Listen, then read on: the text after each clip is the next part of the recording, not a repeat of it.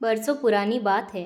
राजस्थान के छोटे से कस्बे भाटीपुर में एक बूढ़ा आदमी रहता था। नाम था रामपाल सिंह। उम्र 70 के करीब। चेहरा झुर्रियों से भरा, मगर आंखों में एक गहरी उदासी, जैसे कोई बहुत बड़ा बोझ अंदर दबा हो।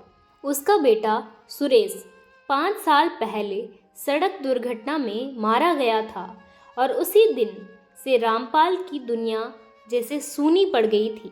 अब उनके घर में बस उसकी बहू सविता रह गई थी, चुप और सहमी हुई, मगर उसके भीतर की पीड़ा को किसी ने नहीं देखा था।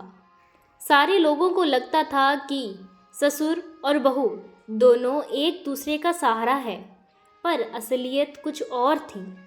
उस घर में हर रात एक रहस्य सा तैरता था। रात को अक्सर रामपाल के कमरे से किसी औरत के सिसकने की आवाज़ें आती थी, मगर सुबह सब कुछ सामान्य लगता था। गांव वालों ने कई बार पूछा, पर सविता बस एक ठंडी मुस्कान देकर बात टाल देती। बाबूजी नींद में बातें करते हैं और फिर भीतर चली जाती। लेकिन सच्चाई बहुत गहरी थी। वो घर उस हादसे के बाद कभी सामान्य नहीं हुआ था। सुरेश की मौत के पीछे सिर्फ एक दुर्घटना नहीं थी, बल्कि एक साजिश थी, जैसे सिर्फ रामपाल जानता था। और वहीं उसकी जिंदगी का सबसे बड़ा पछतावा बन चुका था। दरअसल सुरेश ने सविता से प्रेम विवाह किया था और रामपाल उस रिश्ते के सख्त खिलाफ थे, क्योंकि सविता एक गरीब घर की लड़की थी। समाज और प्रतिष्ठा के डर से उसने कुछ लोगों से मिलकर सुरेश की गाड़ी के ब्रेक कटवाए थे, ताकि समस्या हमेशा के लिए खत्म हो जाए। लेकिन जब हादसे में सविता भी साथ होती तो शायद उसे कभी चैन नहीं मिलता। पर किस्मत ने उसे अधूरी सजा दी। बेटा चला गया, बहू बच गई।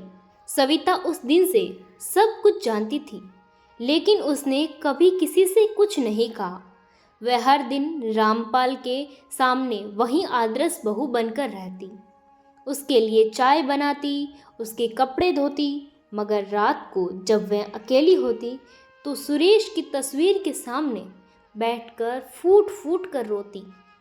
तुम्हारे कातिल के लिए ही अब खाना बनाती हूँ। उसे ये बात और सताती थी कि रामपाल को हर दिन अपने अपराध का बोझ तो था, मगर उसने कभी माफ़ी नहीं मांगी। लेकिन एक रात अचानक उस घर में कुछ हुआ। बिजली चली गई, चारों तरफ सन्नाटा था और सविता रसोई में थी। तभी उसके किसी पैरों की आहट सुनाई दी। उसने मुड़कर देखा, रामपाल वहाँ खड़ा था। उसके हाथ में सुरेश की पुरानी घड़ी थी। ये घड़ी मैंने उसके हादसे वाली जगह से उठाई थी। उसने कांपती आवाज़ में कहा, मुझे लगा सब भूल जाऊंगा, मगर आज भी उसकी चीज़ें कानों में गूंजती है। मैं दोषी हूँ सविता, मुझे माफ़ कर दो। सविता की आंखों से आंसू बह निकले, पर उसने कुछ नहीं कहा।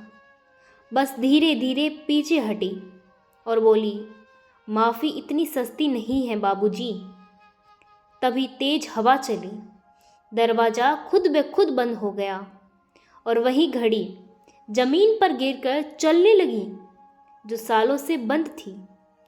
अगले दिन सुबह जब पड़ोसी दरवाज़ा खटखटाने आए तो घर से कोई आवाज़ या जवाब नहीं मिला। उन्होंने दरवाज़ा तोड़ा। अंदर सविता फर्श पर बेसुध पड़ी थी और रामपाल की लाश पंखे से झूल रही थी। पास ही दीवार पर राख से लिखा था, अब सज़ा पूरी हुई है। लेकिन रहस्य यहीं खत्म नहीं हुआ। जब पुलिस आई और कमरे की तलाशी ली तो पाया कि दीवार पर सविता के हाथों के निशान नहीं थे, बल्कि वो लिखावट किसी मर्द के हाथ की थी।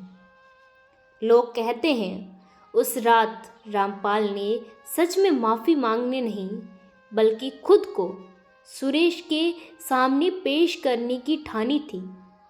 और शायद उस पाप का भार इतना था कि उसकी आत्मा ने खुद ही उस दीवार पर लिखा। कुछ लोग आज भी कहते हैं अमावस्या की रातों में उस घर की टूटी खिड़कियों से एक बूढ़ा आदमी और एक औरत की परछाई दिखाई देती है। एक तो अपने गुनाहों की सज़ा काटता है और दूसरी अपने अधूरे बदले का इंतज़ार करती है। उस घर की दीवारें अब भी बोलती हैं, बस सुनने वाला कोई नहीं है।